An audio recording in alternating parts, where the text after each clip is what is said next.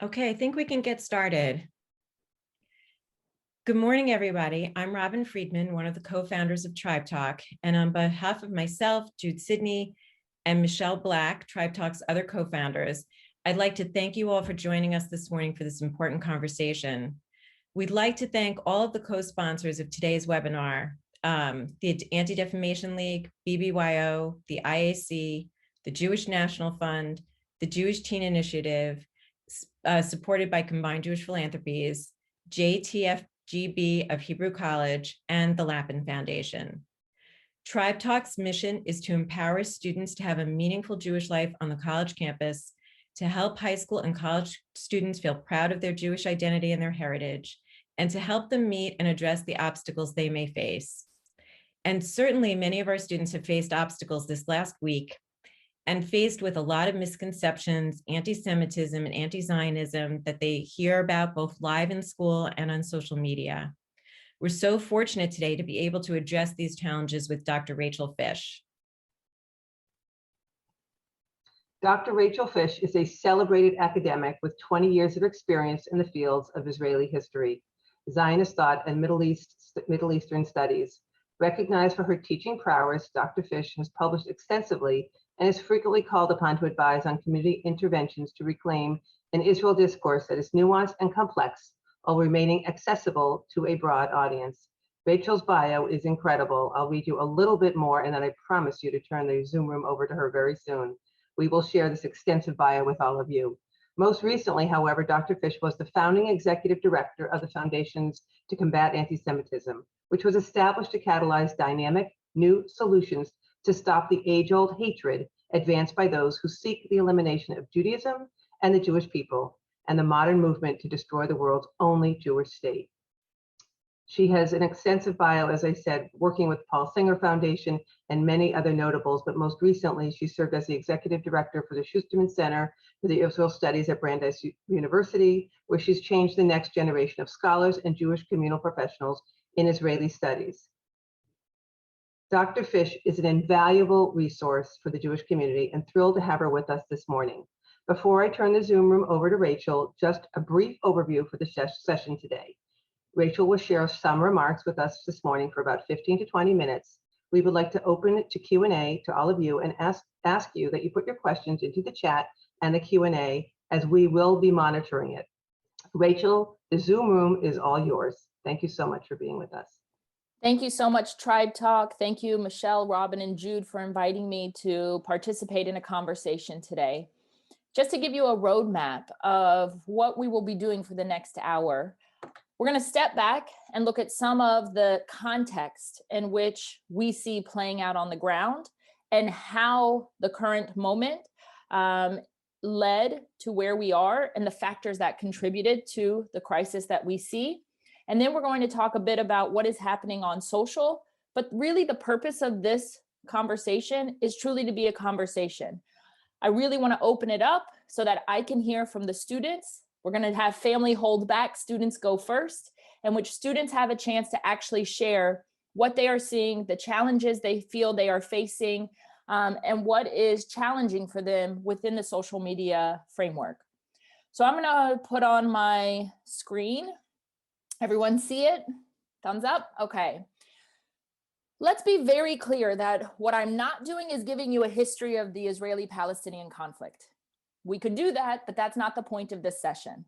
It also, just like I don't think anything on social media gives you real answers, would be a disservice to the actual conversation to think that we could do it within 15 minutes. So what we're going to do is look at this very specific crisis taking place right now.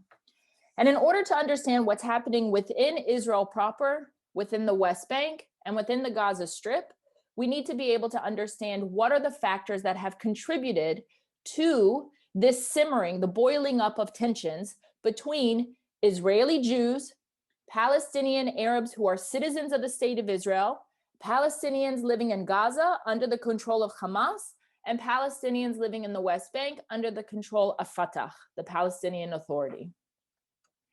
As many of you know, the lack of clear Israeli leadership for the last several years has only exacerbated what we are seeing on the ground. There have been 4 national elections in the last 2 years. The most recent election still has not produced a governing coalition that is able to bring together the disparate voices within Israeli society. And all the more so during each of these elections, every time we have seen incremental shifts towards the political right. And these incremental shifts have given greater credence and voice to more extremist positions that exist within Israeli society. And in those sectors that are pushing for more extremist positions, it is coming from the ultra-Orthodox and the modern Orthodox who are claiming specific deeds to the land or to the space in the West Bank or Judea and Samaria. It is coming from parties that have more xenophobic positions towards the other, and the other here are Arabs, those who are citizens of the state and also outside of the state. And these voices are gaining influence, and they are amplifying their demands and their positions, not only on the streets, not only within their own communities, but as part of the mainstream political discourse that we see within Israeli society. We also have seen for decades now a sense of frustration and real dissatisfaction among Palestinian citizens within the state of Israel. There are societal challenges that have not been adequately addressed within Israeli society in the Arab communities. Now, there are a lot of factors that contribute to this, but just to again pull back for a second and understand that in the 2000s, there was a commission called the Orr Commission. A Supreme Court had looked into tensions that were emerging between Jews and Arabs, particularly living in these mixed cities. And what the Orr Commission recognized was that the Israeli government in the period of 2000 was not doing enough in order to quell those tensions and in order to find means to create opportunities to bridge the communities and to address the concerns that exist within the Arab communities. These have to do with socioeconomic issues, political issues, infrastructure, feeling represented, having access to budgets, and of course, actual incitement of violence. Now, we have known for over 21 years that these tensions have been building, and it's not new from even the 2000 period. Remember that when Israel was formed, 20% of its population is Arab.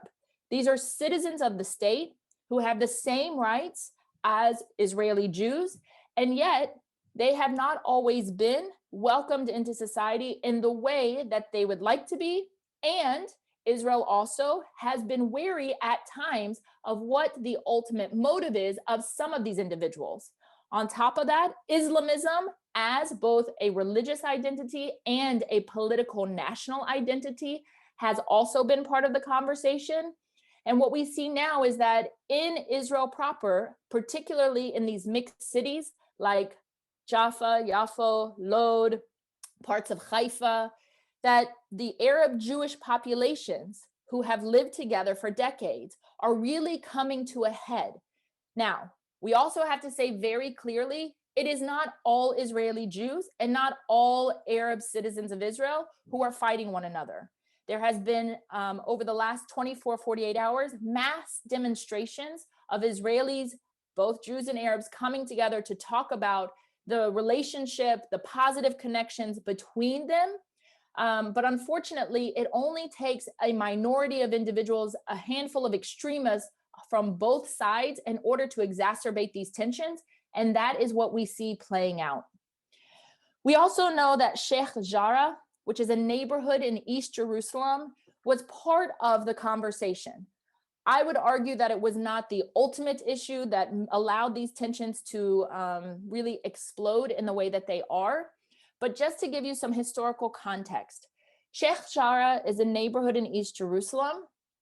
In the 19th century, there is also an area in Sheikh Jarrah of a Jewish quarter, Shimon HaTzadek, which also was controlled by Jews.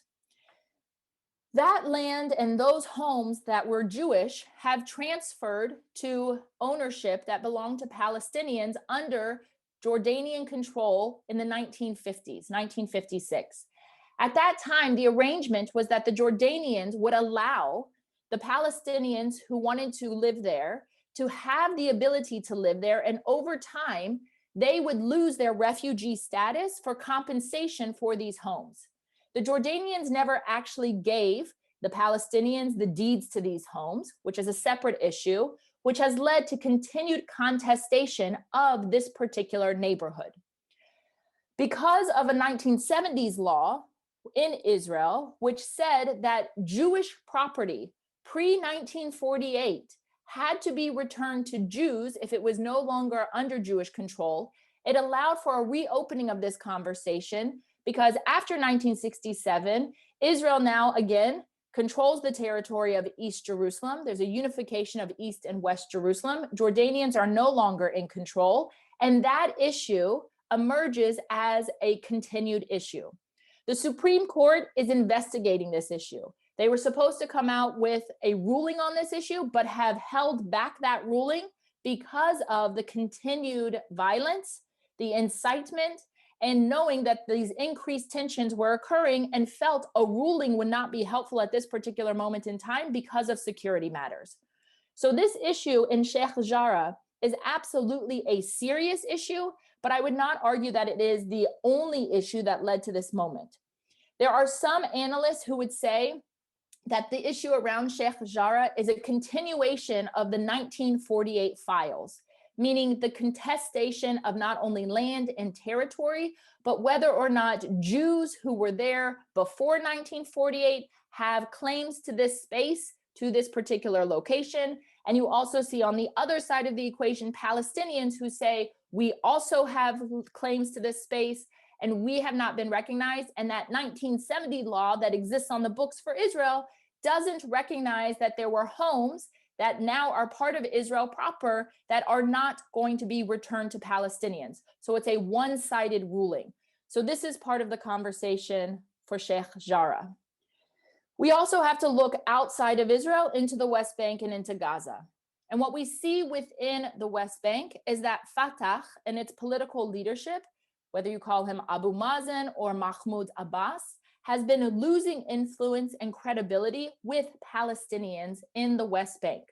This has been a major concern, which is why Abu Mazen has been holding on to power for 15 years without any kind of democratic free elections. The elections were supposed to take place now, but they haven't taken place because of the security and because of the way in which it was presented that if Palestinians couldn't participate fully in East Jerusalem, then Mahmoud Abbas said we are going to hold off on elections. Now, that can also be a political ploy because he's scared of what the results will be of that election.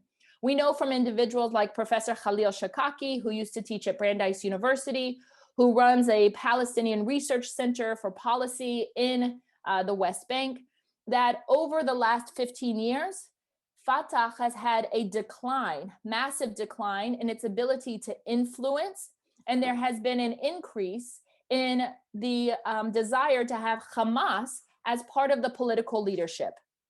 Now, it doesn't mean that everyone who's interested in Hamas is actually a religious extremist who believes in radical Islamist ideology, but it does mean that it is a vote strongly against the political leadership of Fatah being seen as capable of providing for Palestinian people on the ground.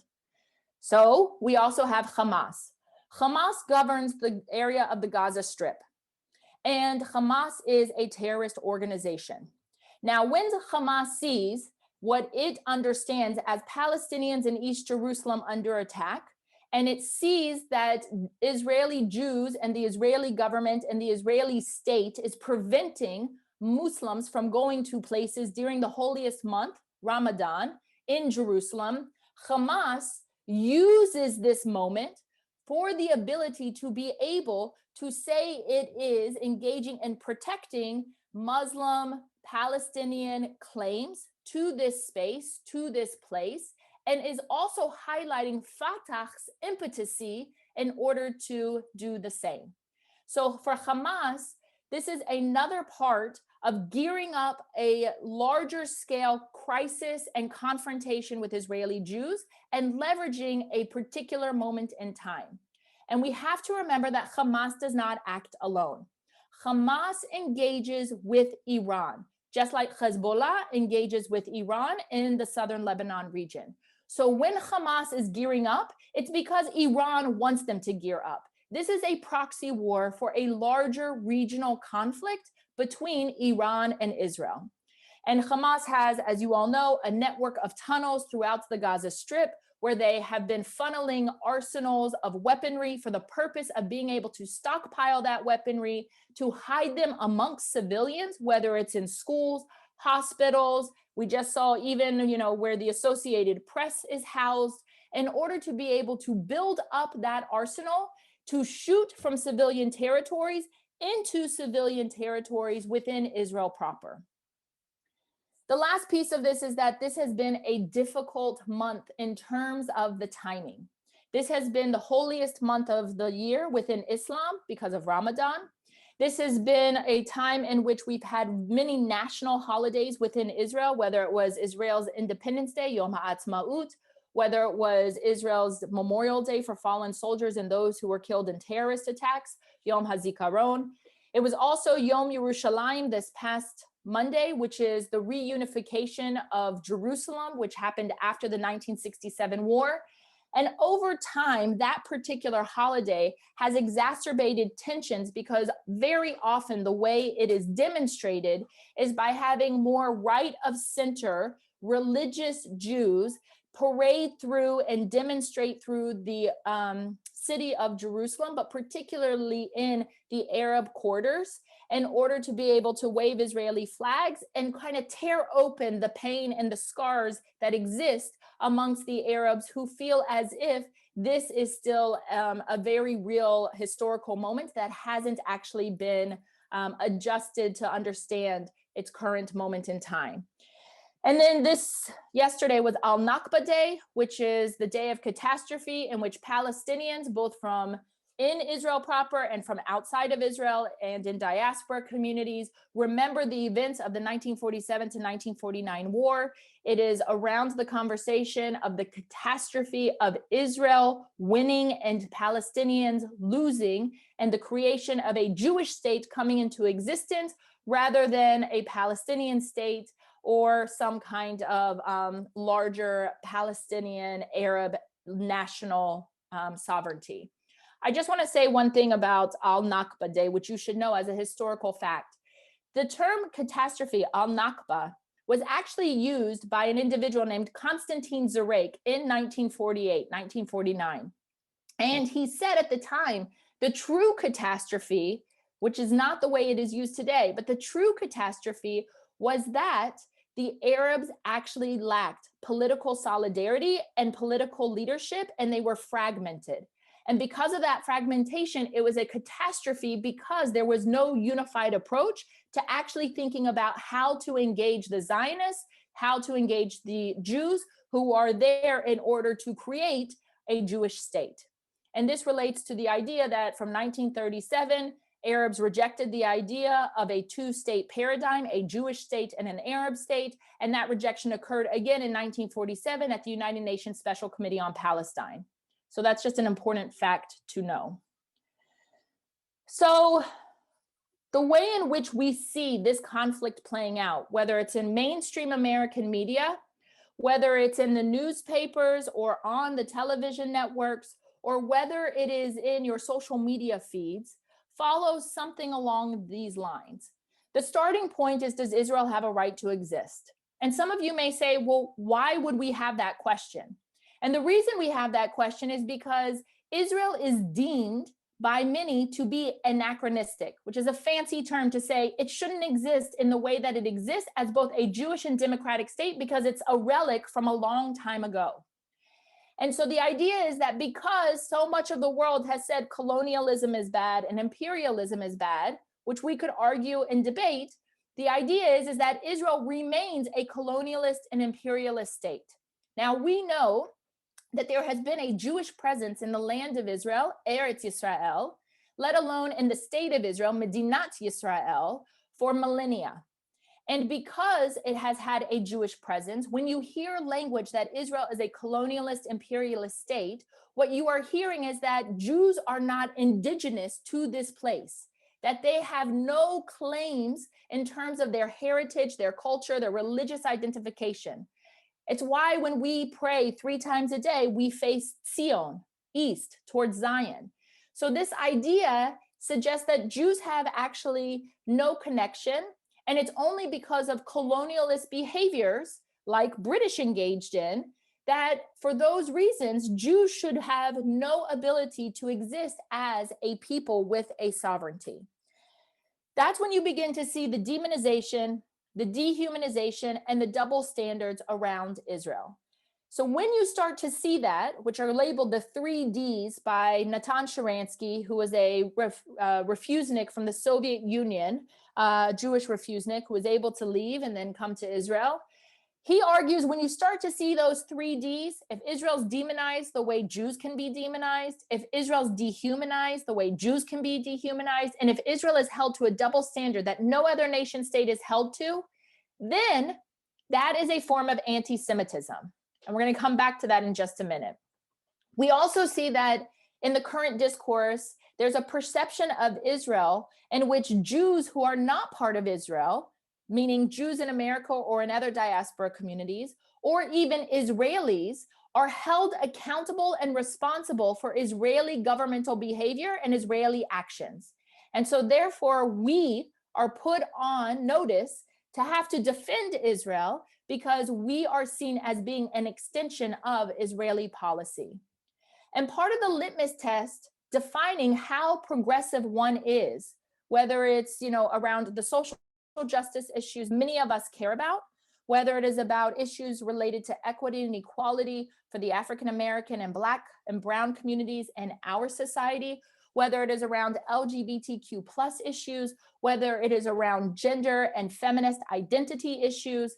Part of what is happening is that the conversation around Israel is being snuck into this litany of issues in which individuals who know very little about the Israeli-Palestinian conflict overlay this very simplistic understanding of what's happening in our country to say Israel is perceived as white.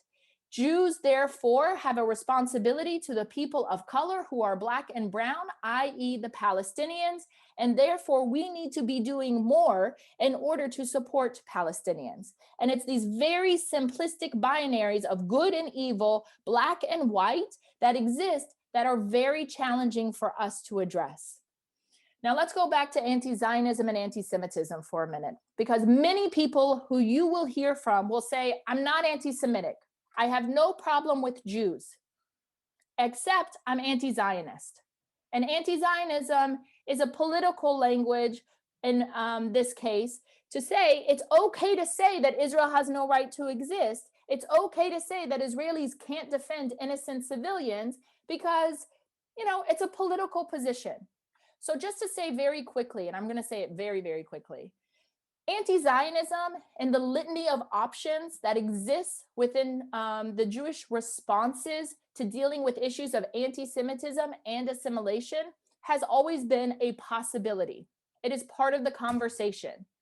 After the establishment of the State of Israel, there are really only 2 communities who reject Zionism as a movement for self-determination for the Jewish people, having agency of their own to decide to make decisions for their own community and not be dependent upon host societies in which they are living.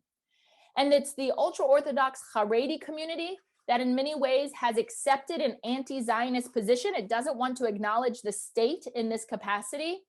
And it's also those individuals who say that Zionism actually at its core is racism and apartheid.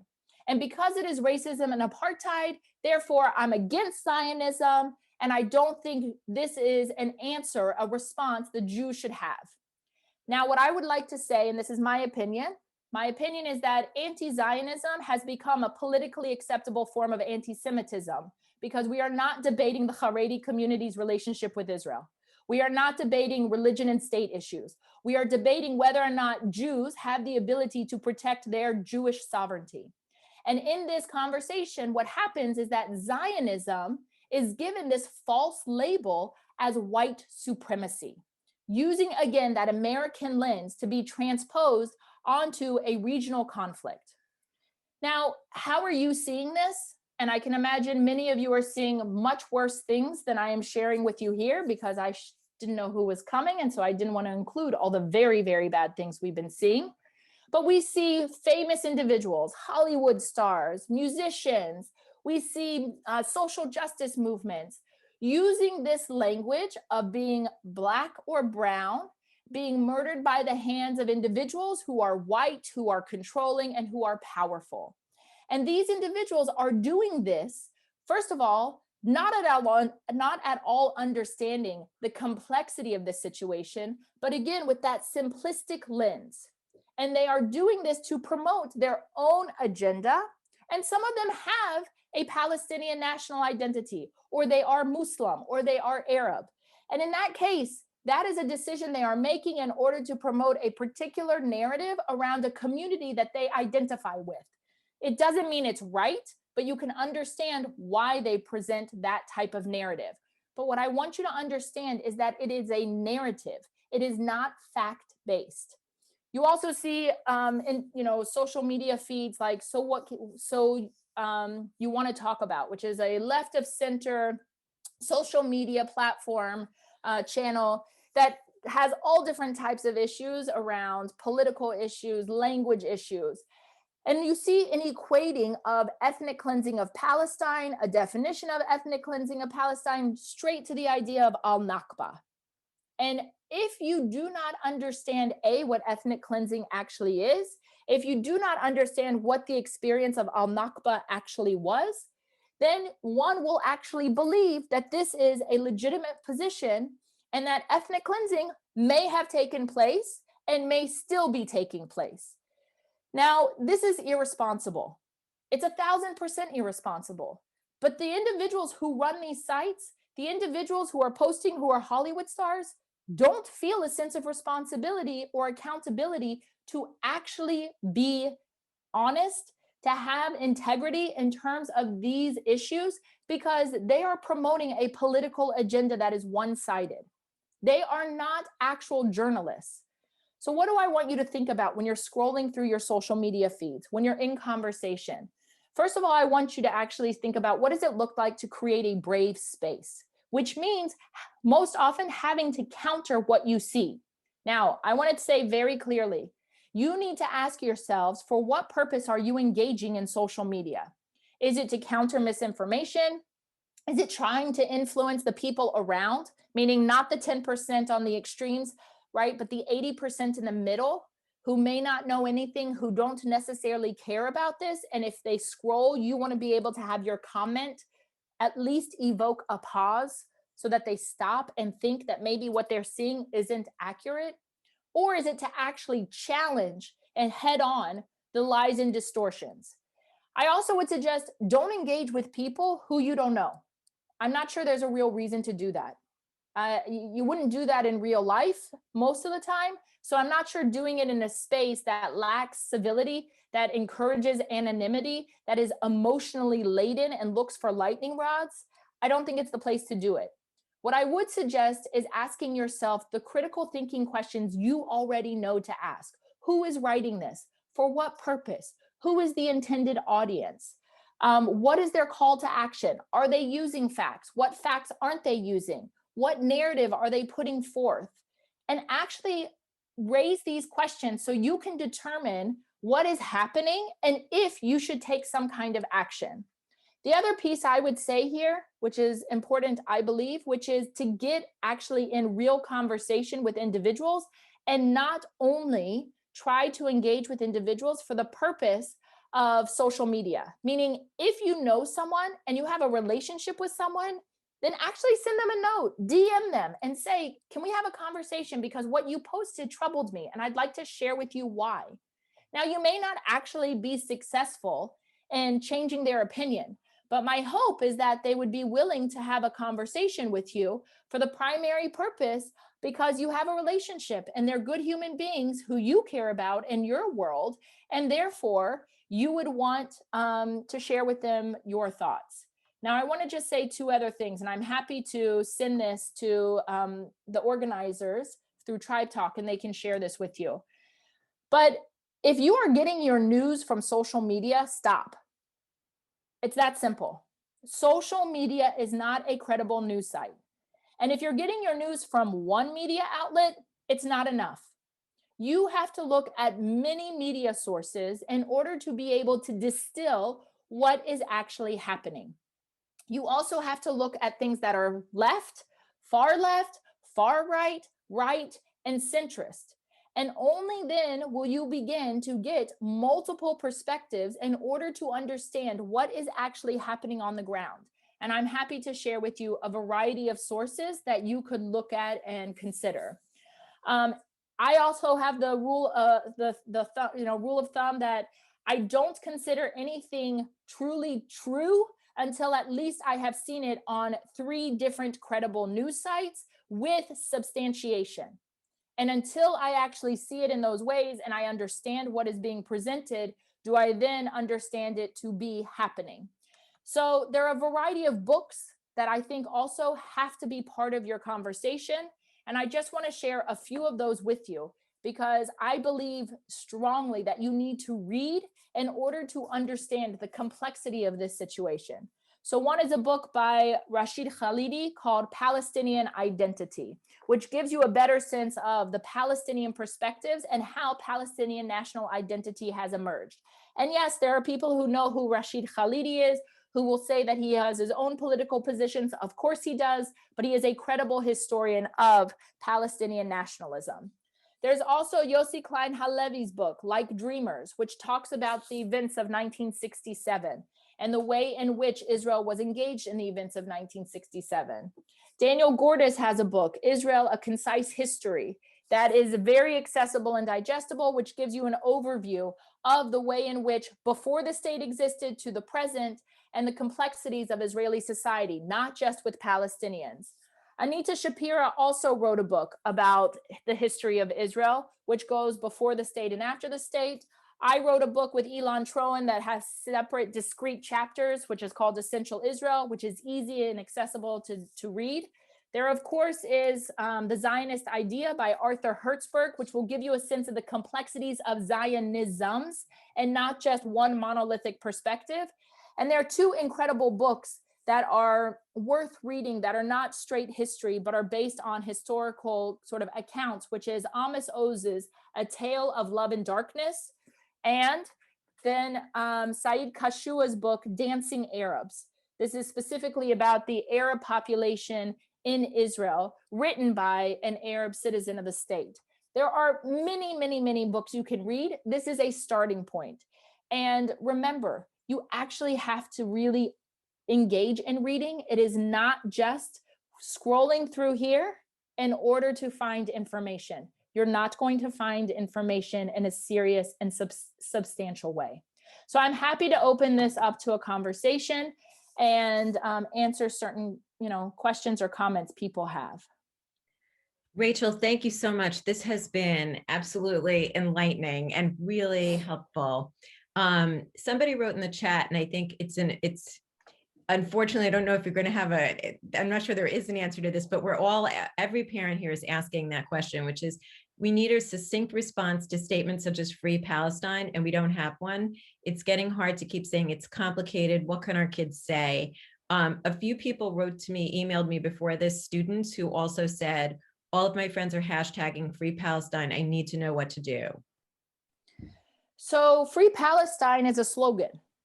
That's what it is. It's a hashtag. That's all it ever has been. It's a simplistic slogan, similar to from the river to the sea, Palestine should be free. There's nothing there of substance. So to people who say Free Palestine, first of all, I guarantee you most of them do not know what it means. I guarantee it. Secondly, it's the way you see lawn signs these days around social justice issues in our own community. Doesn't mean that those issues aren't important, but it's a lawn sign. It's performative allyship. I can't say that clearly enough. It's not real. They couldn't even find Palestine on a map, the majority of these individuals. Now, what do you say to them? If it's your friend, you say, listen, can we have a conversation about what that slogan means? When you see it, ask your friend, why do you say that? Do you care about Palestinians? So do I. What does it mean to be free? It means that you have political leadership that is willing to do the hard and difficult work of coming to the table in order to find a compromise between two peoples who desire, peace and recognition for the other. And when you have Hamas at the moment, Hamas is not interested in freeing Palestine. Hamas is interested in creating an authoritarian government under which all Palestinians will live and will not have freedom, but will have a lack of freedom. So we have to understand what the slogan means. Now, I'm going to say something that is not popular and very uncomfortable. There's no simple slogan because simple slogans don't work. They don't work. You can ask questions, you can encourage answers, but here's my concern. If I give your students, if I give a teenager a simple slogan, what happens when someone comes back and gives a little tiny pushback? What's the next comment your teenager or the teens are going to say? My concern is that they won't be able to respond, which means this is why we have to go simplistic slogans. Simplistic slogans are band-aids. Now, someone will say to me, yeah, but it doesn't matter. This is the discourse. This is the discourse on social media. This is not the discourse by the individuals who sit around the table to come up with real discussions who are actually trying to solve the pain that exists for Palestinians. And Israel has to be in that conversation. And look, for many of us, that's complicated because Israel is controlling the territory of the West Bank. And yes, I know all the reasons why Israel is there. And yes, we know that Israel has been deciding since the 7th day of the 6-day war whether it should be there or not. But if Israel wants to be a Jewish and democratic state, it's going to have to make very difficult choices around its presence in the West Bank, in Judea and Samaria, knowing what that means. So what I'm going to say is that there's no simplistic answer, but ask questions, because most of the time when someone says free Palestine, it's part of that litmus test for what makes one supposedly progressive in the community. And ask them, if you want a free Palestine, what does that actually mean? What do you think needs to happen on the ground? Do you know what Israel's doing? Do you know what Israel's not doing? Do you know the challenges that Israel has engaged with the Palestinians since the 1920s to try to come up with a two-state paradigm in 1937, in 1947, in 1967, in 1990s, in the 2000s? Because if they don't, then there's a piece of history that they're not interested in actually understanding, and they're only interested in this simplistic slogan. So I know that's not a great answer because people want, what do I say? What's the quick response? And there isn't one.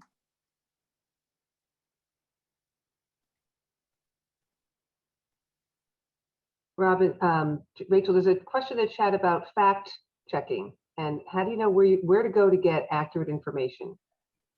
So that's why I say you have to check multiple sources. There's no single site at all that exists. You know this around COVID, you know this around issues with American political statements. There's no single site that constantly is able to say, this is fact, this is not fact. That's why you need to say, look, I haven't heard that. I'd be interested in knowing if that's accurate or not. Let's look at 3 to 5 sources to determine if they're reporting the same thing. If they're not, it raises a red flag to know that perhaps this is not all agreed upon. If it is, then perhaps there is some at least consensus that something actually happened. But there's no single source. This is why it's hard work. You actually have to be willing to look at these multiple sources, to pause, right? Hit a timeout and say, before we talk about that, let's actually understand if it really happened. And you have to have the confidence to say that instead of jump into a discussion that's completely predicated upon misinformation. And that's hard to do because this has a lot of inertia. This conversation, people want quick responses, and they want a sense of recognition and some acknowledgement of one's guilt. And you're not guilty. You just have to say, I'm learning more. This is part of my intellectual journey. I'm curious. I care about both peoples on the ground. I have compassion for all humanity. I do not want to see innocent lives murdered on the Palestinian side or the Israeli side, or Palestinians who are citizens of the state of Israel. So in order to really look at this subject, we have to be willing to say, we don't have to respond in nanoseconds. We can actually say to someone, let's look at sources and see if we can understand what's truly happening, and can we find multiple perspectives to understand this issue better. And I understand that that's not what our society likes. I understand that's not how our society operates, but the only way we actually begin to change that and engage in this countercultural conversation is to force that pause and reflection and to do the serious work that is required in order to understand these issues in a more significant way. Jacob Friedman has a question, and I think we can have him on camera so that he can talk to you directly. Great. Give us 1 sec. Here we go. Hello, can you hear me? Yes. Yes. Hi, thank you so much for coming here today. I've been having multiple conversations with friends and people online about the Bibi Netanyahu's pandering to the far right, the uncertainty around the Associated Press and Al Jazeera building, around the bombing there, and the controversy around the settlements and the evictions as a whole. How do we counter the accusations of apartheid and colonialism when all this is going on, and the only response we get is just only the buzzwords you've mentioned? Right. So first of all, I would just say, Jacob, everything you're highlighting, they're separate issues, and they can't all be lumped together with one response. Meaning the issue of Bibi pandering to the far right, he has. You can't pretend he hasn't. Not only this election, but the last election, right? The last election, Bibi tells all the Arabs who are citizens of the state to stay home. He doesn't want them to come out and vote. Now this election, he's encouraging them to come out to vote while pandering to the far right. That's a reality. It's messy, it's ugly. Many American Jews don't like it, but it is the reality of the Israeli political, equation right now, which is troubling for many of us. But that is no different than political challenges that we face in our country that is faced in other countries, right? So that's one issue. Issues around settlements, a whole separate issue. Part of it is government related. Part of it is about religious extremism that's taking place in Israel. Part of it is around, claims to security, even though the Israeli military will say it's not about security. Again, a complicated issue. And I know there's a desire to say, look, it's a one size fits all, but it's not. And slogans won't work. And I know people are saying our teens need quick responses. It's never going to sell. Like, it's just not. So here's what I would say. If someone said to me, Bibi's pandering to the political right, I'd say, yes, he is. And not all Israelis agree with that, which is why as many Israelis didn't vote for him and why he can't form an existing coalition and hasn't been able to form a stable government in 2 years. It's also part of the reason that he has lost any kind of support from mainstream Israeli populace. And that's part of the debate, right? That's the answer. It's not a slogan. It's an actual answer, because a slogan is going to fail. Similarly, around the settlements, I mean, if you engage in slogans around the settlements, I'm just going to tell you, you're going to lose very quickly. Why? Because you have a Jewish minority controlling an Arab majority, period. There were Israelis who agreed on the 7th day of that 6-day war, Israel's democracy is at risk should it stay in the West Bank. Now, of course, there are real religious Jewish claims to that territory in Judea and Samaria, in the West Bank. No one's denying that. And the reality is that Israel is now in a situation that is quite complicated in that it wants to have a presence in the West Bank. The territory of the West Bank has been divided up, some all Palestinian, some mixed, and some only Jewish. And it has led to a situation in which the desire for Palestinian statehood and national identity can no longer be ignored. It has to be addressed. But you need viable Palestinian leadership in order to do that, because no Israeli leader is going to sit down with a Palestinian leader who doesn't have support from the Palestinian people.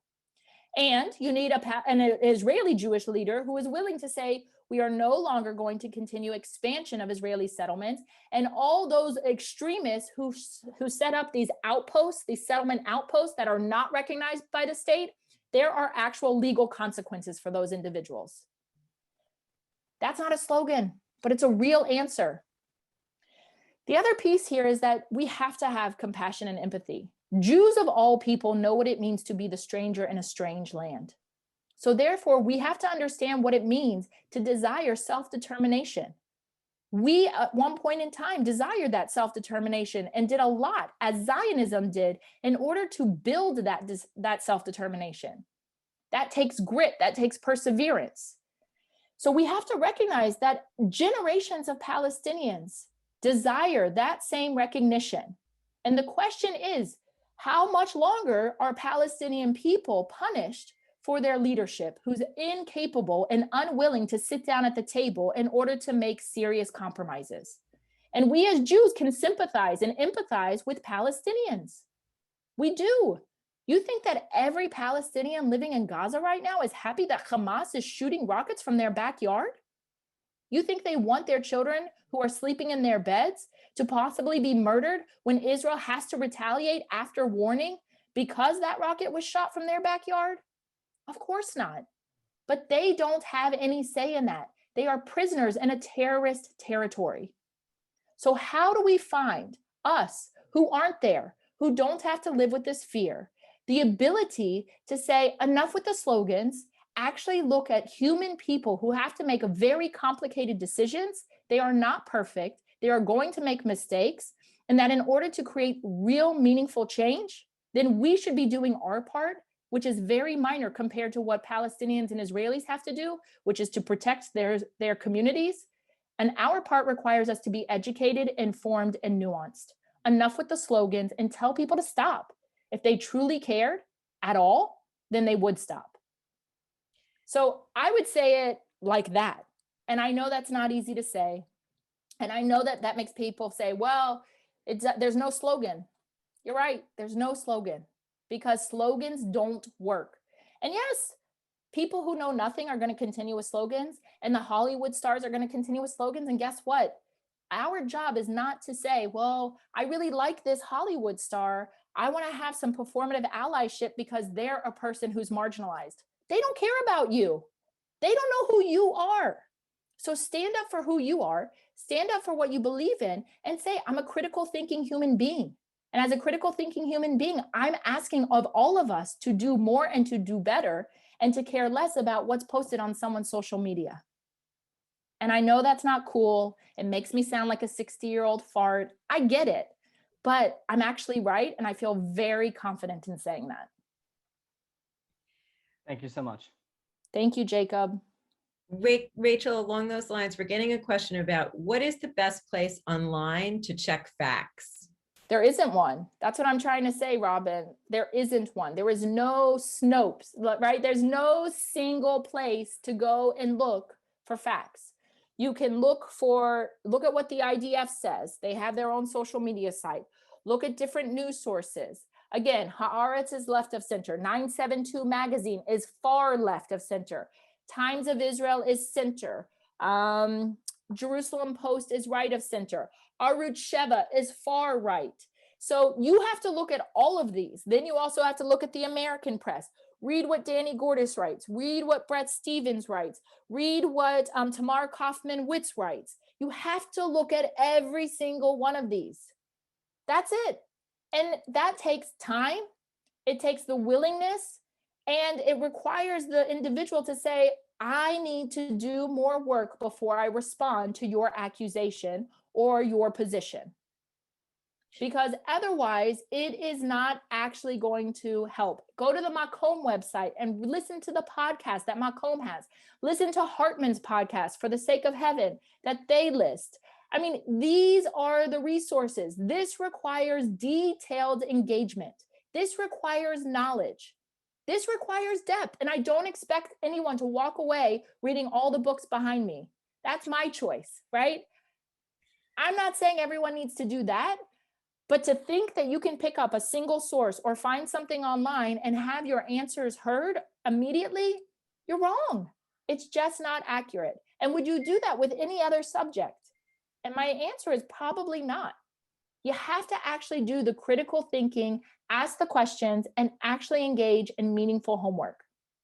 So we just got a question. Are there any sites, in response to your answer, are there any sites that are particularly that you know of that people are common that are generally inaccurate that we should not be looking at? I mean, there are lots of them. First of all, any Hollywood star, any musician, disregard. They're not experts. They have not given their life's work intellectually to this. I think that in terms of sources, will have a bias, which most do. It doesn't mean you shouldn't read them. It means you need to know where they're coming from and the bias that's being presented. So let me just give you an example. If I choose to read Al Jazeera, I know exactly what I'm going to get, but I read it. I read it because I need to be informed to understand how this is being presented to the Arab world. That's important. I read it because I need to understand how it's being presented to the Arabic speaking world in diaspora, who's not living in the Arab world.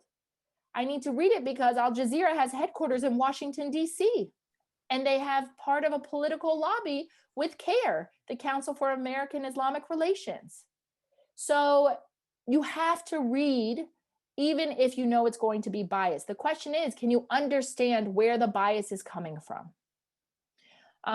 So there's no one source, I would say, once again, that, just don't read it because it doesn't matter. I also want to read and understand, why Rashida Tlaib, why Ilhan Omar, why Ocasio-Cortez automatically lump this issue with an issue related to Black Lives Matter. It's not because I agree with them. It's because I need to understand the framework and mentality that they're bringing to this subject so that I can be able to actually deconstruct it. So don't be afraid of ideas. Ideas you need to engage with to understand how they function and then be able to deconstruct and come up with your own articulation around them. That's what I would say. So I think we have time for one more question. And somebody asked early on that we hadn't gotten to, if you could explain a little bit more about the rent issue with Sheikh Jarrah. Yeah, I mean, it's more complicated.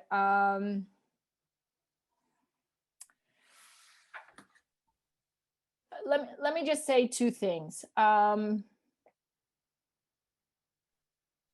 The two things I will say about Sheikh Jarrah are that because there was a Jewish presence, there was a Jewish trust for these Jewish quarters within the homes in those Jewish quarters within Sheikh Jarrah before the state existed.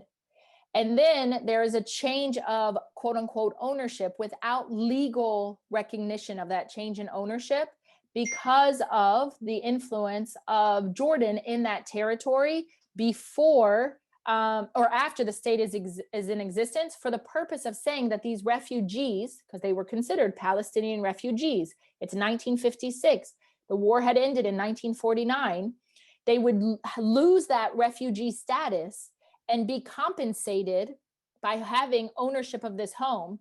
But because the legality of it didn't actually occur, meaning Jordan didn't give the deeds for whatever reason, it's Transjordan at the time, for whatever reason, it means that it remains contested. And it's a complicated legal issue around ownership.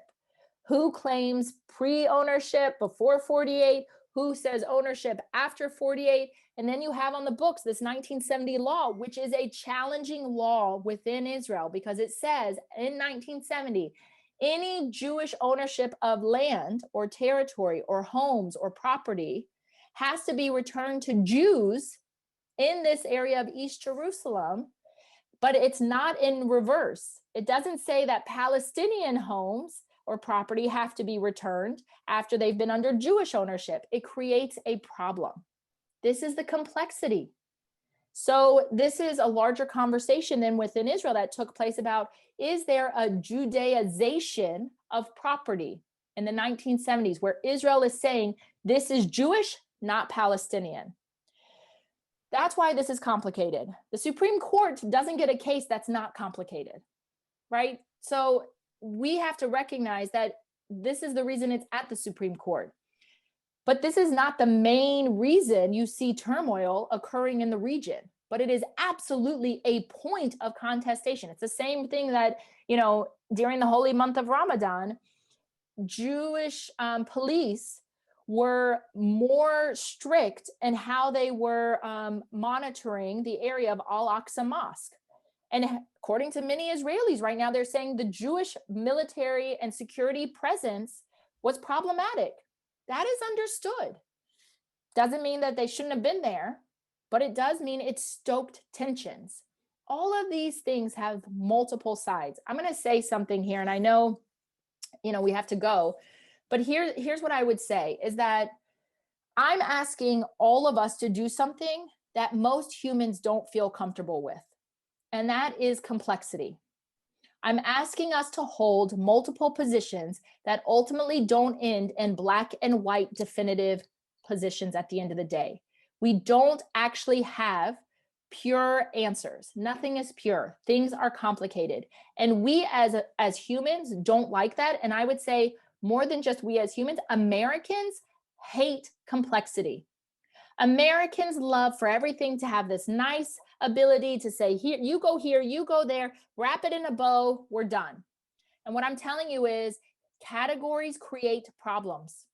You flatten individual experiences, you flatten the contours of the nuance that exist, and we can't wrap it in a bow.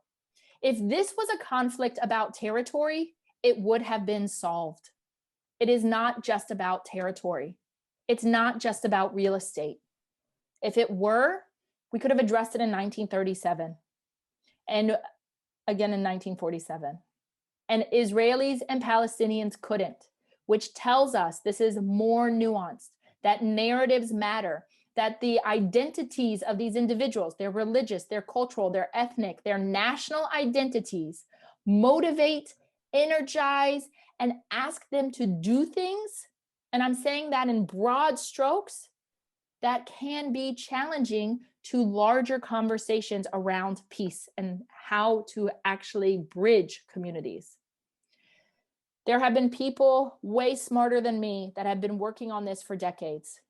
We don't have a solution. We may never have a solution, but it doesn't mean that we can't create greater recognition of the other. And it doesn't mean we cannot create greater compassion and understanding for the complexity. And it doesn't mean that we should abandon the possibility of serious relationships with different types of individuals from all of these communities in order to actually connect humanly. Those are the answers. That's the work that's required, not strident, fervent positions that are inflexible. So I'm asking all of you to do the work that many people have trouble doing in order for us to move and shift a mindset, a framework away from hashtags and slogans that have no actual solutions, but only create an exacerbation of tensions. Rachel, you're amazing. Just incredible. Just continue to just educate and inspire all of us. And we're getting lots and lots of feedback here in the chat. So I really want to thank you. You continue to inspire all of us. And I just, thank you on behalf of Tribe Talk and really the entire community. And I know many people have been asking for the recording. So this will continue to go out into the networks here. But you remind us how important it is to educate ourselves and to continue to ask questions and to be critical thinkers and, how to take action when it's appropriate, when not. And again, I think this is invaluable information. I really want to thank you very much. And I'm going to pass it to Robin to close us out for the morning. Rachel, I can't believe how much you managed to cover in 1 hour. You are amazing, such a resource for our community, and we can't thank you enough. For those, please stay connected to our work. Sign up at tribetalk.org. Find us and like us on social media, please. And we will be sending out this webinar. Such a huge resource, and please feel free to share it with your friends. We want to thank all of you for joining us and for participating in this important conversation. And we thank you all. So stay safe, everybody.